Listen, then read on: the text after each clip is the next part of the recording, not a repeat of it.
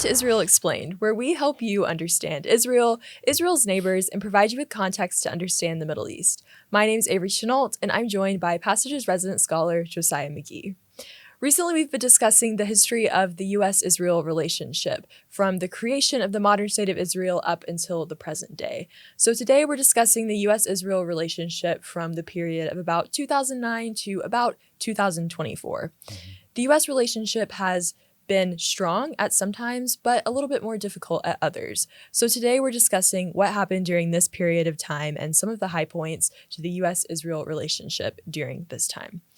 So Josiah, in 2009, President Obama took office, and in the Middle East, it was a pretty big time. There were some pretty historic things that were happening in that region during the time. So can you describe some of what was happening when Obama took office and just give us a little context on that? Yeah, so in terms of U.S. foreign policy, I think before I describe regional developments, there's a couple other things we also want to clarify and just remind everyone of. And the first one is that we were still in Afghanistan and Iraq, which was a big deal. Yes. We had been there for several years up until that point. We're several years away from actually leaving those places. Yeah. And there also was this sort of behind-the-scenes debate that was going on about nuclear weapons in the Middle East and things like that. There was also still a pretty big deal and had been for a while. So those weren't necessarily new issues, but the U.S. war on terror was several years in, still a long ways to go. And nuclear weapons, again, had been and continued to be a pretty big issue.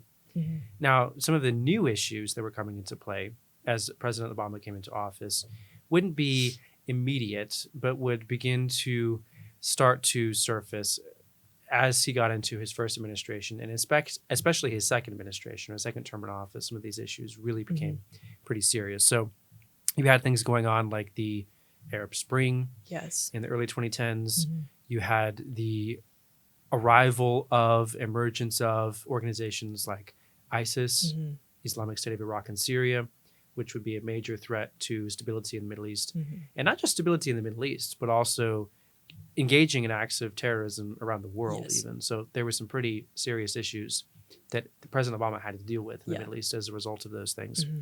So it really was a pretty unstable, unsteady, fragile Middle East that he was going to be looking at as he came into office. And what's interesting about President Obama and his response to some of these things is that despite a lot of this instability that he was going to experience, he had a very idealistic view of the world and of the Middle East from a foreign policy standpoint, at least in terms of the way that he communicated. A lot of what he had to do was fight wars during his term in office, but it wasn't really the type of thing that he talked about wanting to do. It wasn't the kind of foreign policy that he wanted to be focused on necessarily. It just happened to be some of the issues that he had to deal with because of the turbulence in the region. In the middle of all of that, he did, however, believe that he could make peace, even while regional partners preferred to focus exclusively on doing things like fighting terrorism or dealing with these revolutions that were happening around the Middle East. He was still focused on trying to advance an optimistic message and really wanted to make peace. Some would say optimistic, other people would call him naive, depends on your perspective. But that really was a big part of his worldview and his outlook in terms of making U.S. foreign policy. The two examples that were really key for the purposes of our conversation about the U.S.-Israel relationship would be the Israeli-Palestinian conflict, of course, would continue to be a big deal, and then obviously the Iranian nuclear program as well. Yes, there was certainly a lot happening in the Middle East during that time.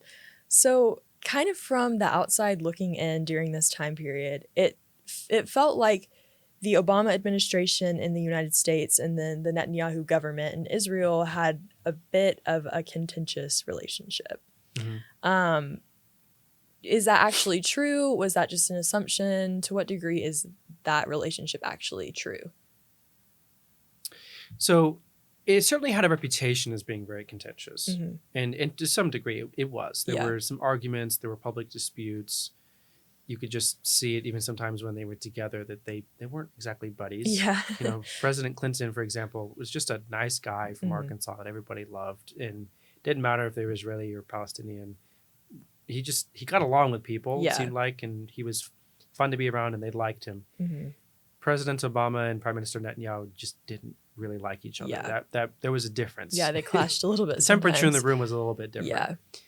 That being said, there's a debate about whether that had as much to do with personality or if that was actually about policy on every given issue. Because if you look at a lot of policy issues that President Obama was working on, there actually were a lot of positives. They were very strong personalities who disagreed on a few issues, but there were a lot of positives that it's important not to overlook or forget about. So a few examples that we can get into. There were a lot of progress made. There was a lot of progress made on various missile defense partnerships, for example.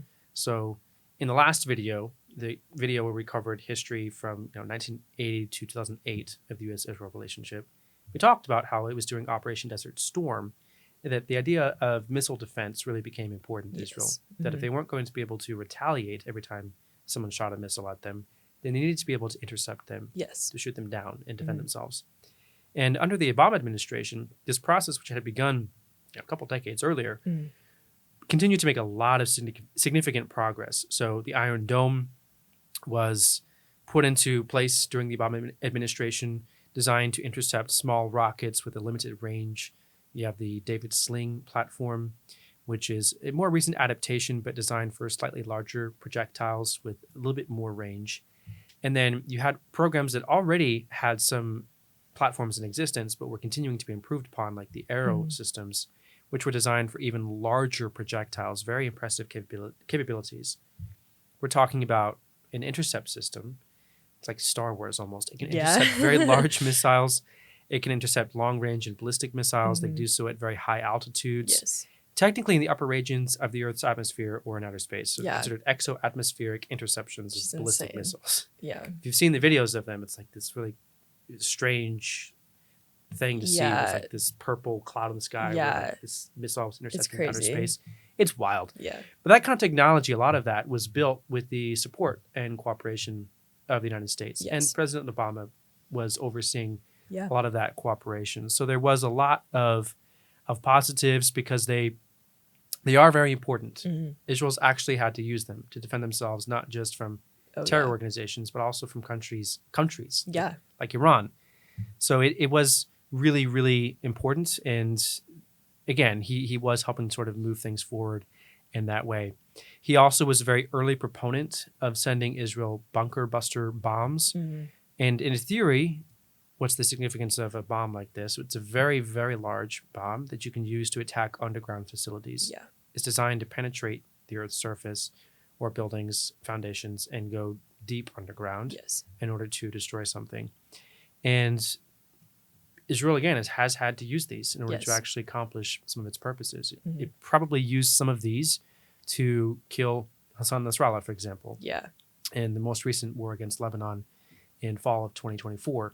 So these are, some would say, additives or improvements to the U.S.-Israel relationship that President Obama saw that was giving Israel both more defensive and more offensive capabilities from a military standpoint in its ability to defend itself in the Middle East. Last but not least, another example of something that was, again, a key positive. He inherited a very large deal that was made between the United States and Israel during the Bush administration. And this military aid deal, also known as a Memorandum of Understanding, or an MOU, was one of the largest in history. But in 2016, he sort of renegotiated this or signed an extension to the existing MOU, which was once again the largest in history. So he was responsible at the time for signing a deal to provide the most military aid ever that the U.S. has given to Israel. In addition to all the cooperation on specific platforms that we've just mentioned or specific munitions. So again, I think it's just important to keep in mind that while there were some serious conflicts between him and Prime Minister Netanyahu, differences around important issues, they're not insignificant, there also were some positives. And it's important to keep in mind that there's a little bit of both. So you're talking about these different military aid deals, military aid agreements, which this is a pretty big deal. Like, it's providing a lot of government funds, and it's a pretty big deal. So what is the point in the United States doing these deals? What is the US getting out of this kind of agreement? So that's a really good question. I think it comes up a lot when critics of Israel are going to argue either that Israel should not be given these weapons, or some people will argue, and this is becoming more frequent, especially more recently, some people will question, why do we have deals for places like Israel? Mm-hmm. Why is the U.S. helping other countries Yeah. defend themselves when we have our own problems to worry about? Yeah. What's in it for us, essentially? And it's a reasonable question. As a taxpayer, I think I also would like to know that my money is being spent wisely by our government. But there's a few things I think that are important to note about the nature of these, and some common misperceptions or misunderstandings about U.S. military aid to Israel. Maybe we can break down a little bit. Mm-hmm. So, for example, let's consider the Iron Dome or Yeah. military aid spending, memorandums of understanding, that Mm-hmm. kind of thing generally. The Iron Dome, for example, Israel developed this by itself. So it's a platform that it created, and it's not so much that the U.S. gave Israel this technology or just gave it away. Instead, Israel developed it itself. What Israel required was assistance from the U.S. to help scale up production. So in exchange for U.S. funding to help them scale up production and produce the amount of interceptors needed to shoot down all the rockets that are fired at them, various agreements were signed that a certain amount of production would be done in the U.S. by American defense contractors. The technology would also be shared, at least in part, with the U.S. military. Yes. And it became a very mutually beneficial relationship, because what happened is that we didn't just give them the technology. They actually helped share some of it with us and form our own defense technology. Yes. We didn't just give them boxes of ammunition to run these systems. Yeah. We built them in the U.S. They buy them from U.S. defense contractors with grants that we give them. And it actually helps to stimulate the U.S. economy in the process. Interesting. A military aid memorandum, again, is very similar, not just the Iron Dome, but in general, I think it's important to note that this is true of foreign military aid funding, that it's not a blank check. It's a grant that's been given to them, but it's a grant that has to be spent in certain ways. Because as part of these memorandums, there's an agreement within them, written into them, that a certain amount, typically the vast majority, has to be spent in the U.S. So it's not like we're just giving them a bunch of money and saying, you can convert this into shekels and spend it on defense technology that Israel is producing itself.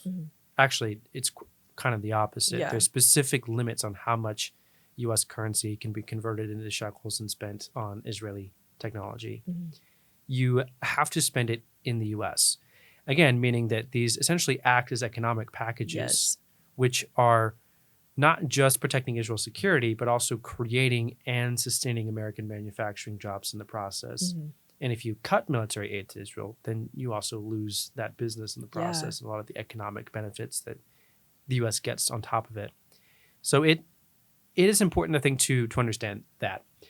The last thing that I'll note is that on top of these benefits, the shared technology, the benefits that we get in terms of access to this technology, and the benefits that we get from the economic stimulus that it provides the U.S. economy, there is also just the reality that it is in the best interest of the United States, or at least our government up until this point has found it to be so, that we can preserve Israel's ability to defend itself and the stability of the Middle East without having to directly intervene every time something happens.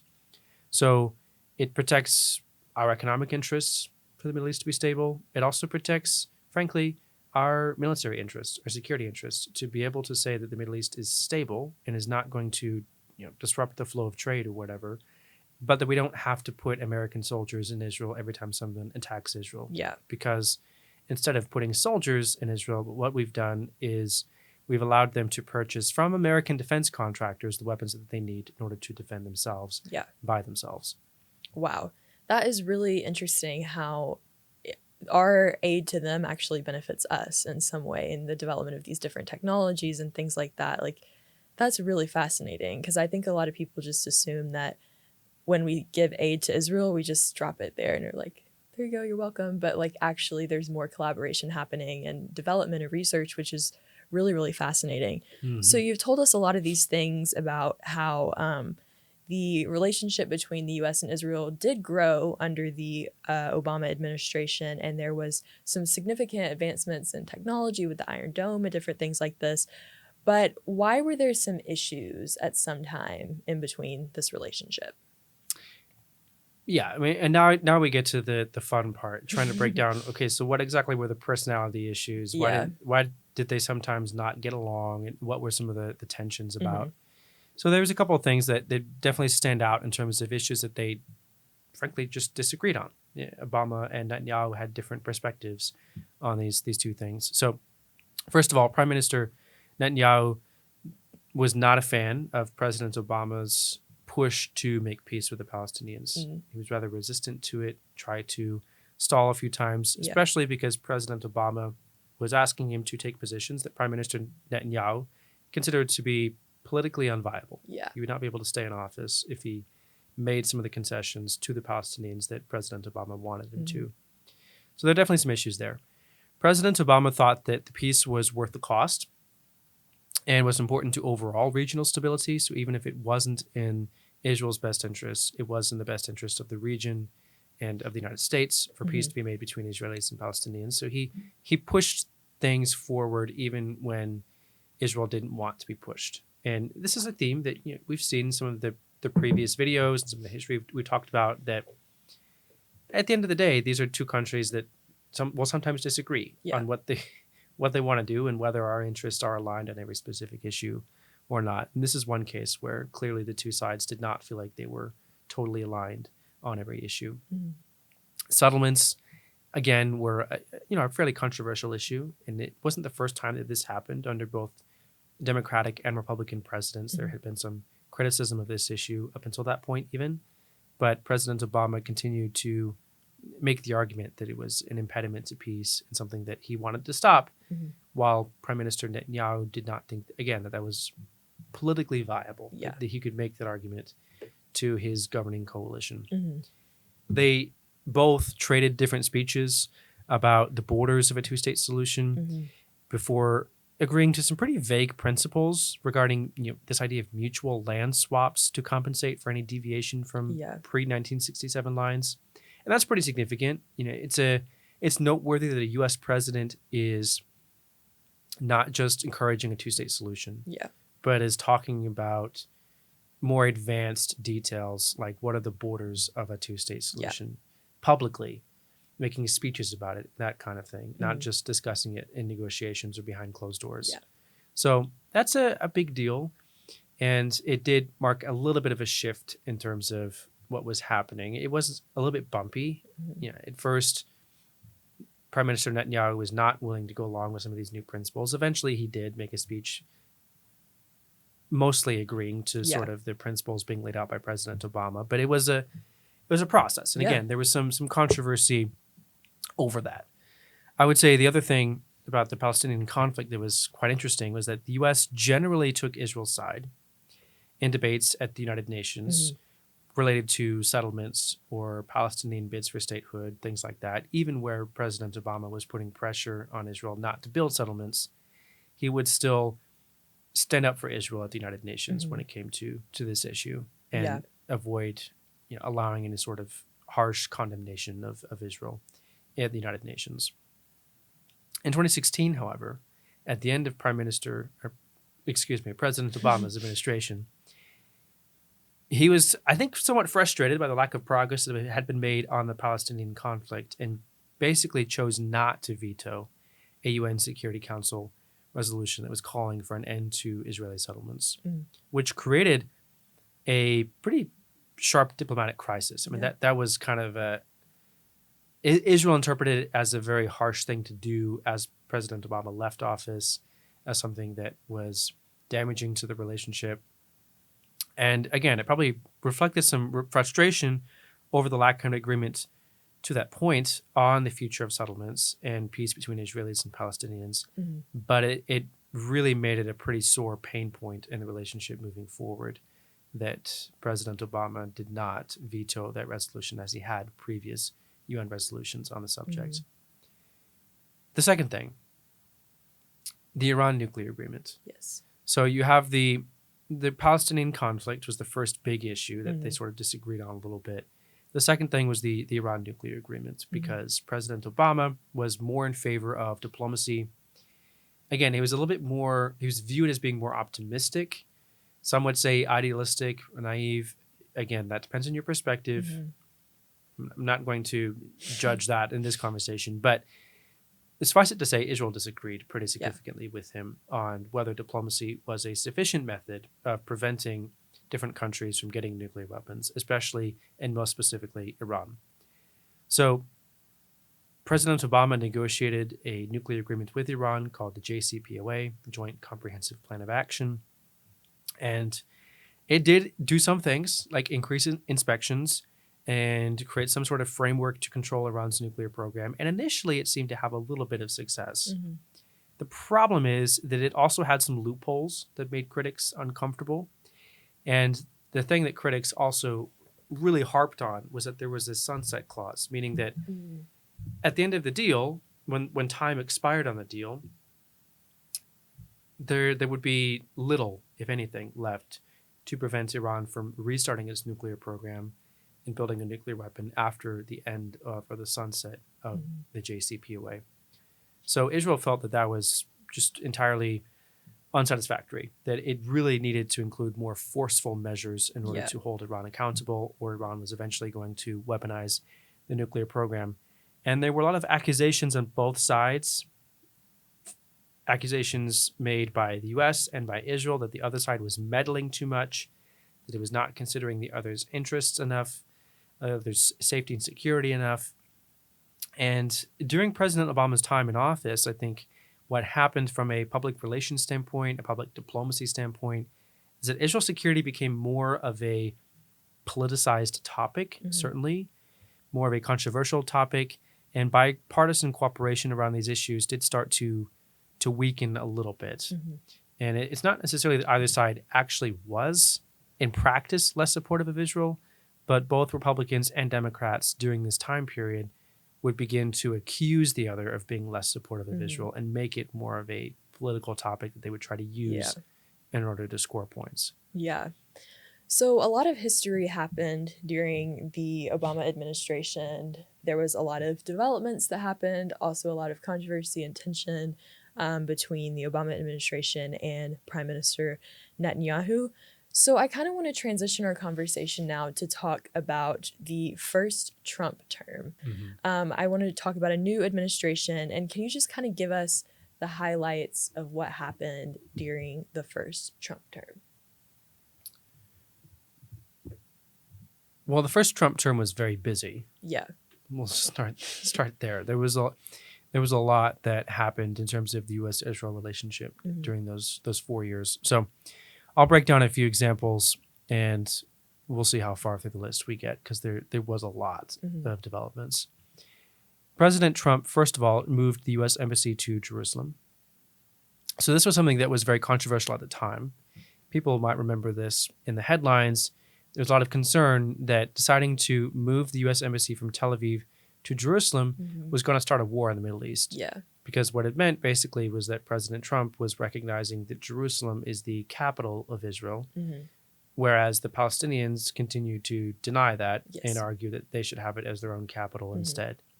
So there's a lot of conflict between Jews and Muslims over Jerusalem, between Israelis and Palestinians over Jerusalem, the city, and especially the holy sites in that city. So it was viewed as something that, this is going to start World War III if we move the embassy to Jerusalem. And the reality is that it wasn't actually that serious in the sense that it was a very significant move to make, but it didn't start a big war in response. So that's important to just clarify, was that it didn't have quite the impact that was expected. In terms of why he chose to do that, I think some history and background that is also important for people to know is that it wasn't something that he chose necessarily by himself to do. It was something that had actually been long required. Congress passed legislation to make that move in 1995 while President Clinton was still the president. And President Clinton and President Bush and President Obama all declined to do what Congress had urged them to do, which was move the embassy from Tel Aviv to Jerusalem. President Trump was the first president that followed through on what Congress had decided. So it wasn't a move that he chose by himself. Mm-hmm. And that's, again, some important context, I think, Yeah. an important detail. The second big thing that happened is that he also recognized the Golan Heights as part of Israel. So in 1967 and 1973, the Golan Heights was that mountainous area in northern Israel Yes. that was being used to fire from Syrian territory into the Galilee at different Israeli farms, agricultural communities, things like that. And in 1967, Israel took that territory from Syria, and it hasn't given it back since. 1973, there was war there again as Syria tried to invade Israel. Israel pushed Syria back, and it's held the territory ever since. Yeah. And at some point, it even formally annexed the Golan Heights and declared it as part of Israel. Now, the international community is iffy on whether it recognizes the Golan Heights as officially part of Israel because Syria continues to deny that it's part of Israel and claim it as its own territory. And there's no peace deal between Syria and Israel to this point. So it's, again, a little bit iffy in terms of what the international community thinks. President Trump said that the U.S. recognizes that this is now officially part of Israel. So that's it's a big deal. I mean, it's a big move to make. It's not a decision that you make lightly to recognize territory that used to belong to another country as now part of Israel. So it definitely changed the dynamics a little bit in terms of the U.S. willingness to go against the international community on some issues like this. There also was a bit of backtracking from some of what President Obama had put in place. So the Joint Comprehensive Plan of Action, for example, the nuclear agreements with Iran, President Trump withdrew from it and said, we're no longer going to be party to this agreement. It marked a significant reset in terms of U.S. policy towards Iran. And towards the end of the first Trump administration, he actually put in place what's known as a maximum pressure campaign, whose goal was to use as many economic levers as possible to put as much pressure on the Iranian regime as possible to give up its nuclear weapons program or other forms of hostility in the Middle East. Yeah. He also proposed a Palestinian peace plan. I mean, he was very, very busy in terms of his policy towards Israel in the first 4 years. It didn't go anywhere, but he did have advisors who put together a fairly comprehensive peace plan, which included various borders and proposals for land swaps and economic investments that could help a future Palestinian state, all kinds of things. Yeah. With the goal being to do what his predecessors had not been able to do, which was make peace between the Israelis and the Palestinians. Yes. So we discussed a lot of things that happened in the first Trump term. There was a lot happening during that time. Now I want to talk about something that we hear a lot about in regards to the Middle East and creating peace between Israel and its Arab neighbors, which is the Abraham Accords. So Right. can you tell us what they are and why they're important, and really what we need to know about them? The Abraham Accords are astonishing, Yeah. I think, because they did what no other agreements had up until that point been able to do, which was make peace with Israel, not because the country had to, but because it wanted to. And let me explain what I mean by that. So the Abraham Accords are a series of agreements between Israel and Arab countries that were negotiated towards the end of the first Trump term. And the countries that were involved were places like the UAE or Bahrain or Morocco or Sudan. And these countries had not been directly engaged in war with Israel previously, or were not considered actively at war with Israel. So prior countries who had made peace with Israel, countries around the Middle East, like Egypt, for example, or Jordan, the peace agreements were not just peace treaties, if you will. They were an end to a war. You know, the countries that made peace with Israel previously did have some sort of armistice in place when they signed these peace agreements. So they weren't actively shooting at each other when they negotiated, but they were not in a permanent state of peace. They were technically in a pause of war.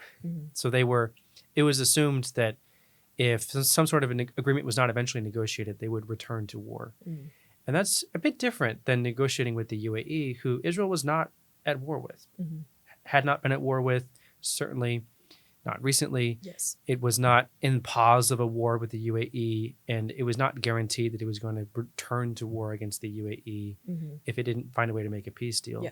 So the circumstances were just very different in that respect when it came to the Abraham Accords. The primary reasons why the Abraham Accords were negotiated had more to do with formalizing cooperation that already existed. So it wasn't like Israel was secretly sharing intelligence with Egypt when it made peace with Egypt. No, it had very recently been at war with Egypt. Yeah. But some of these other countries that the Abraham Accords were signed with, Israel had been secretly or behind closed doors cooperating with on a security level, providing intelligence or cooperating in some form or fashion to combat common enemies. So in some respects, it was just sort of formalizing what was already happening, but bringing it out into the public. It also probably happened because there was viewed a common threat from Iran to these various countries and Israel. You know, they shared a common enemy, and so it made sense to enhance their cooperation and make peace in order to do so. There also was a lot of opportunity for economic investment. You know, what's amazing, what I find fascinating, is that since October 7, most people assumed the Abraham Accords would be tested significantly, and they might even fail because these countries would turn their back on Israel, given what's happened since October 7, the war against Hamas in the Gaza Strip. And it's quite the opposite. You know, economic investment from these countries into Israel since October 7 has only increased, which is remarkable. You know, these agreements, again, are based around this idea that there is a lot to be gained, a lot of mutual benefit to be gained from peace with Israel. These countries recognized it, and they chose to make peace with each other. The last thing that I'll note about the Abraham Accords, just because I think they're so interesting and so unique, we could talk about them for hours. There is a lot in them about, and one of the reasons why they're called the Abraham Accords, this idea of shared Abrahamic roots. The idea that there is something about pluralism and diversity in the Middle East that matters. And that should lead to shared faith, that they're all common descendants of Abraham. That as a result, they don't have to agree on everything, but they should find a way to coexist because of their common ancestry. And that's interesting. It's language that you haven't seen previously, even in other peace deals between Israel and Arab countries. This idea of that common ancestry and that commitment to pluralism is pretty unique.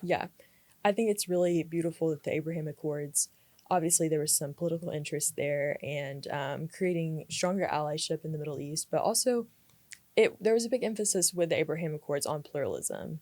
And I just think that that's really interesting, that it's really amazing that that was able to happen during that administration. So I kind of want to move down the timeline now to the Biden administration. So it seems like the Biden administration did focus a lot on some of the same things that the previous Trump administration had focused on. So how did the Biden administration differ from the Trump administration on these things, and kind of what were some of the things that they were able to accomplish? So when you look at the Biden administration and compare it to the Trump administration, it's interesting because some things were the same, some things the Biden administration reversed, and some things are probably just totally outside the Biden administration's control. So, for example, some reversals. You have things like Iran. It did relax a lot of the sanctions and the economic pressure points that the Trump team had put in place in order to pressure Iran. It reverted to a diplomacy-first approach that had been adopted by President Obama's team. That's one thing. It also was a little bit more aggressive, I think, than the Trump administration on Israel and the Palestinian conflict. It is interesting to note that even the Trump administration had put a lot of pressure on Israel not to build more settlements. And that was actually part of the Abraham Accords process. It was easier to bring on some of the Arab countries to be part of the Abraham Accords when they were able to sell it to those countries that in exchange Israel would not build settlements or a certain number of settlements over a given period of time.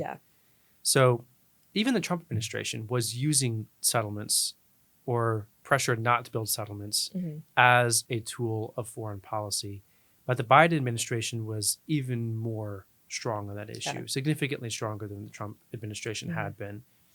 It briefly sanctioned even or threatened to sanction various West Bank settlement leaders or Mhm. even IDF units that had operated in the West Bank. And that was very controversial at the Yeah. time because it was a significant thing to do to sanction citizens of an ally Yeah. or soldiers or military units of an ally. It's very rare that that kind of thing is done. And so that was a significant departure from the previous administrations, not just Republican, also Democratic administrations. They just had not been done up until that point. Mhm. Some things that were maybe a little bit more in alignment with the Trump team, it did try to continue advancing the Abraham Accords. So it didn't try to reverse that policy. It felt like that was a positive. And it tried to add Saudi Arabia to the Abraham Accords, but was unable to do so before the end of President Biden's term. Mhm. Things that were maybe a little bit outside of its control. Yeah. The regional war, I think. Yeah. The Biden administration wasn't really able to control whether or not Mhm. Hamas attacked Israel, Yeah. obviously, or whether Iran did. And so it had to react to a lot of things happening. Some would argue that the Biden administration could have been more proactive, but it's hard to say. It's hard to compare President Biden and President Trump on issues that they didn't both work on directly. Yeah. At the time we're filming this, it's very early in President Trump's second Yes. term, so Mhm. it's still too early to compare the two in terms of how might President Trump hypothetically have responded to October 7th? Would it have been any difference Yeah. in President Biden? We don't know. Yeah. It's too early to say that for sure at this point. But that's something that is a little bit hard to evaluate in terms of the differences between them. I will say, when it comes to the regional war, some things that definitely stood out in terms of how the relationship has developed because of it. And again, questioning whether President Trump would have made any difference is purely hypothetical. But it's been interesting to watch what the Biden administration tried to do after October 7th, because they tried very hard to condemn Hamas while advancing the agenda, which was very risk averse and concerned about a regional war. So U.S. policy, again, does not like to see war in the Middle East. It's very destabilizing. It's very costly. It's just no good for anyone. And so they were trying very hard to figure out, how do we condemn what Hamas did and deter anyone else from doing the same without necessarily getting pulled into a big regional war. Mhm. That's a tightrope to walk. It's very difficult to have both things at the same time. And so the Biden team was struggling, I think, to a certain degree to figure out how to walk that very fine line. It is interesting that it was withholding some military aid, something which had not been done for a while. Mhm. It wasn't the first time, certainly, in the history of the U.S.-Israel relationship that we had withheld military aid from Israel. Now, you can go back to the first two videos on history of the relationship and see plenty of examples. But it was the first time in a while that this had happened. And it was significant because it had happened so soon after a major terror attack on October 7th, basically the equivalent of 9/11, but exponentially greater Yeah. in Israel. So that was interesting to see that evolve as the Biden team started to do things that just had not been done in a very long time, especially not in any kind of circumstances like these. It was also notably quicker to press for ceasefires or negotiations over continued fighting. If you compare it to the Bush administration, for example, the Bush administration, while it was conducting its own war on terror, probably, again, this is making some assumptions, but probably would have been much more patient in allowing Israel to fight Hamas longer than the Biden team was, because it believed the fight against terrorism was more important than peace.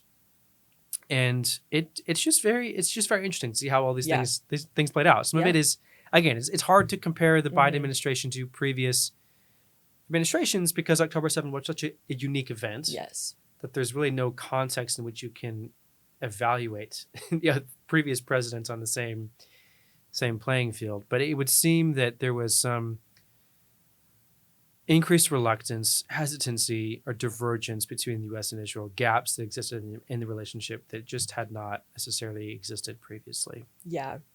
So we talked about in a previous video that we recorded, kind of talking about the period from around 1980 to 2008, the U.S.-Israel relationship during this time period.